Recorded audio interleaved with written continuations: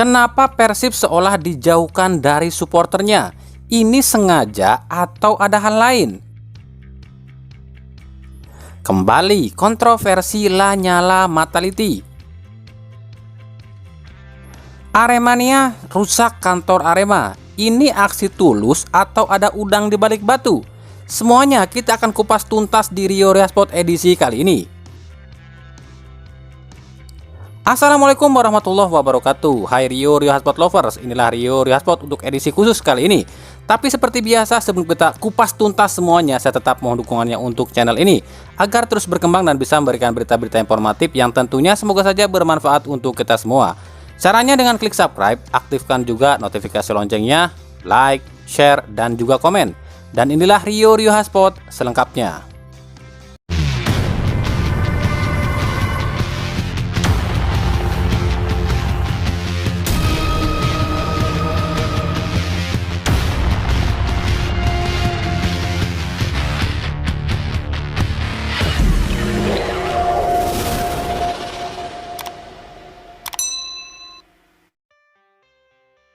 Laga Persija versus Persikabo selesai digelar dan Persija berhasil raih kemenangan, dan artinya pula Persija mampu gusur Persib di puncak klasemen. Tapi bukan itu yang akan kami sorot. Tapi di laga ini stadion full, kapasitas stadion 32.000 terisi 30.000, dibagi dua kelompok supporter ya. Ini bagus sih, nggak ada yang ribut, tapi ada yang aneh nggak sih? Ya menurut kami jelas aneh lah. Persija adalah tim asal Jakarta, sementara laga ini dimainkan di Bekasi yang notabene provinsi Jawa Barat. Persija yang notabene bukan tim asal Jawa Barat boleh main di Jawa Barat dan dihadiri full oleh penonton. Tapi Persib yang tim asal Jawa Barat justru dipersulit soal izin dan penonton. Ada apa ini? Mungkin benar ada pihak-pihak yang sengaja ingin merugikan Persib. Sudahnya sewa stadion, izin pun harus pakai duit, nggak dapat pemasukan lantaran nggak ada supporter. Selain itu, dengan tak diizinkannya supporter Persib hadir di stadion dari Polri ya, secara tidak langsung pihak Polri ini menganggap Boboto ini adalah supporter yang tak ramah alias biang kerusuhan. Maaf loh, ini cuma asumsi semata dan berdasarkan apa yang terlihat.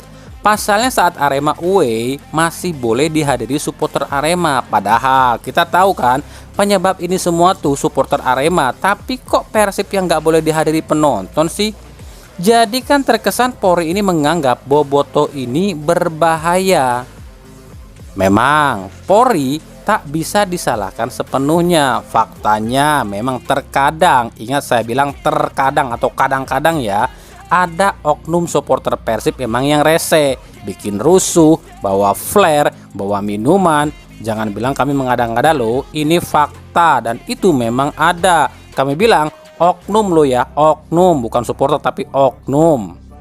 Nah inilah yang mungkin dianggap oleh Polri itu supporter Persib ini berbahaya. Tuh lihat, gara-gara segelintir oknum yang rese, semua bobotoh kena imbasnya kan?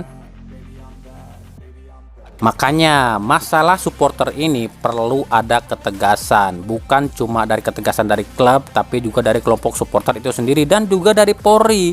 Contoh, kemarin yang nyalain flare di GBLA, udah tahu dia salah, masih ada yang ngebelain loh. Lalu juga pelemparan bus Arema dan Persis Solo juga begitu. Nah ini semua tuh awalnya itu gara-gara kasus tragedi Kanjuruhan yang tak tegas dari pihak Polri dalam menghukum para pelaku termasuk supporter Arema itu sendiri. Inilah yang membuat supporter lain pun ikut-ikutan. Coba kalau Polri tegas dalam menerapkan hukum di tragedi Kanjuruhan, pasti nggak akan terjadi kayak gini. Lalu dari pihak kelompok supporter juga harus dibuatkan sebuah wadah united atau persatuan. Contoh, supporter Persib itu kan banyak kelompoknya, bukan cuma Viking. Nah para kelompok supporter Persib ini harusnya disatukan dalam satu wadah dan didaftarkan ke FIFA kayak di luar negeri. Jadi kalau di luar negeri itu jika ada supporter yang bikin onar di stadion seperti bawa flare, itu bukan klub yang didenda tapi penonton itu sendiri. Kita ambil contoh di Liga Inggris. Kalau ada oknum yang membawa flare ke stadion, oknum itu akan didenda sebesar 50.000 dolar atau sekitar 8 juta rupiah dan di-banned tak boleh hadir di stadion seumur hidup. Sementara kalau di Indonesia mah, kalau ada yang bawa flare ke stadion, malah klubnya yang didenda. Ya oknum supporter itu adem-adem aja, toh nggak ada denda kok. Makanya kami bilang kompetisi Indonesia itu masih jauh dari kata profesional. Wong semuanya masih pakai sistem ABS alias asal bapak seneng, ya susah lah. Oke, kita kembali ke masalah jika Persib kemungkinan memang sengaja diatur agar rugi dan tak dapat pemasukan, atau memang Persib ini sengaja dibikin agar tak bisa didukung supporternya.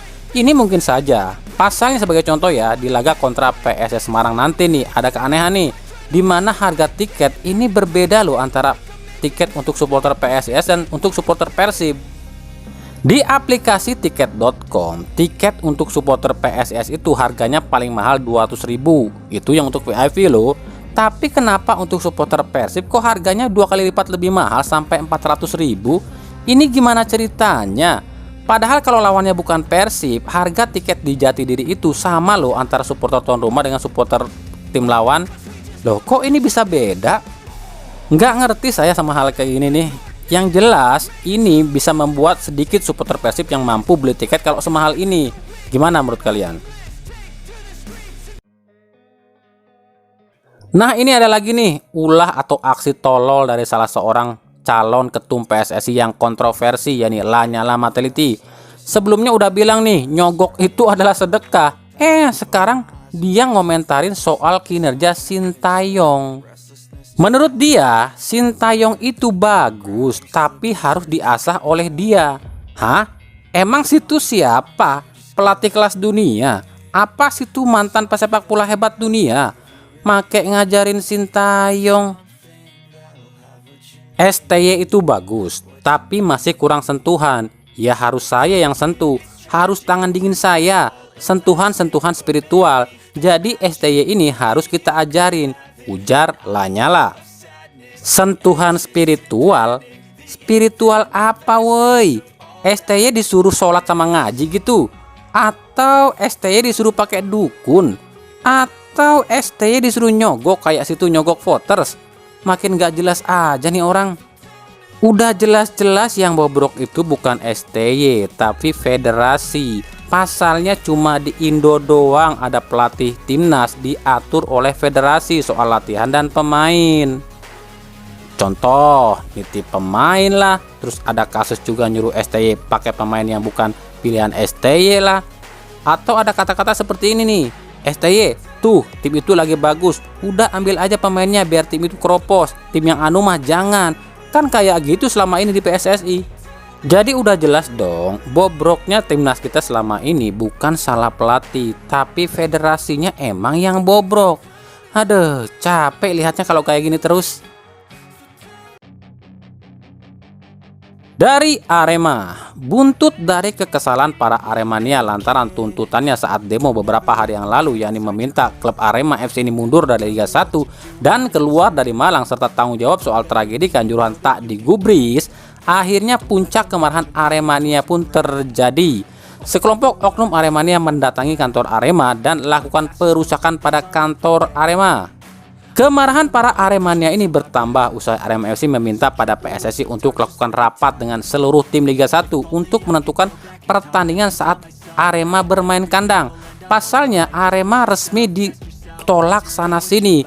Hal inilah yang membuat oknum Aremania ini semakin emosi. Para Aremania ini menganggap klub Arema FC sama sekali tak mendengarkan apa yang diminta, yakni mundur dari Liga 1, tapi malah minta PSSI carikan solusi untuk markas. Lalu apa imbasnya dengan aksi-aksi ini? Apakah aksi ini murni untuk hancurkan Arema FC atau ada udang di balik batu? Kenapa saya bilang ada udang di balik batu?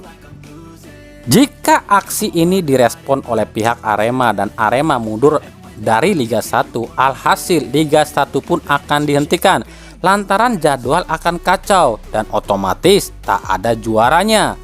Lalu jika aksi ini membuat Polri akhirnya batalkan gelaran liga dan tak berikan izin, Dan tentu saja kembali liga akan di stop dan tak ada juaranya. Kemudian jika toh Arema keluar dari Malang tapi tetap bisa main di Liga 1, tapi pihak Polri terlanjur hentikan liga, lagi-lagi liga akan mati dan tak akan ada juaranya musim ini. Nah, yang rugi siapa? Yang rugi ya tentu saja tim-tim yang sedang berjuang di papan atas. Dan Arema mah nggak akan rugi, toh mereka udah sulit terakhir gelar juara yang dijanjikan oleh PSSI musim ini. Jadi ya sama aja, di stop juga nggak apa-apa. Nah, makanya ini yang ditakutkan oleh para pengamat sepak bola. Takutnya aksi ini tuh ada udang di balik batu, memang sengaja buat keonaran yang akhirnya membuat Polri menghentikan liga kita dan akhirnya nggak ada juaranya karena liga di stop. Makanya saya bilang ada udang di balik batu. Tapi ya entahlah, kita lihat nanti deh. Untuk berita transfer, Mimin gak update dulu ya. Masalahnya kami dari para pengamat sepak bola lagi khawatir pada nasib Liga Indonesia. Kami khawatir para mafia ini sengaja kacaukan sepak bola Indonesia sebelum KLB PSSI. Apalagi setelah adanya pernyataan dari pemerintah yang mendukung Erick Thohir dan Zainuddin Amali untuk jadi ketum dan waketum. Otomatis para mafia ini sedikit banyaknya kesulitan mendobrak jika memang nantinya Erick dan Zainuddin yang terpilih. Makanya ada kecurigaan disusunlah sebuah rencana agar sebelum KLB berlangsung liga udah kacau dan stop. Jadi mereka keluar dari PSSI pun gak masalah, toh liga udah kacau. Soal nanti ya gimana nanti, itu yang kami khawatirkan. Nah, sebagai catatan, berita ini dibuat pada Minggu 29 Januari 2023 dan ketika berita ini dibuat belum ada respon dari pemerintah soal kejadian yang terjadi di Malang. Apakah pemerintah dan Polri akan hentikan liga atau tidak? Jadi jika Senin 30 Januari 2023 ada berita yang kurang sedap untuk sepak bola Indonesia, ya kita patut berduka. Dan tentu saja jika ini terjadi, para bangsat mafia ini sukses jalankan rencananya. Ya, kita berharap semoga saja tak terjadi apa-apa hingga musim ini kelar. Dan semoga saja di KLB nanti, federasi kita mendapatkan pemimpin yang bisa membereskan ini semua. Segitu saja dulu ya pembahasan singkat kita kali ini. Mimin juga pusing dan deg-degan nih lihat situasi sekarang ini. Ikuti terus update berita sepak bola Indonesia hanya di Rio Sport. Terima kasih yang telah menyaksikan video ini dan mengunjungi channel ini. Kritik dan saran selalu kami hentikan di kolom komentar atau di media-media sosial kami yang ada di bawah ini. Sampai jumpa di video-video kami selanjutnya dan salam Rio Sport. Wassalamualaikum warahmatullahi wabarakatuh.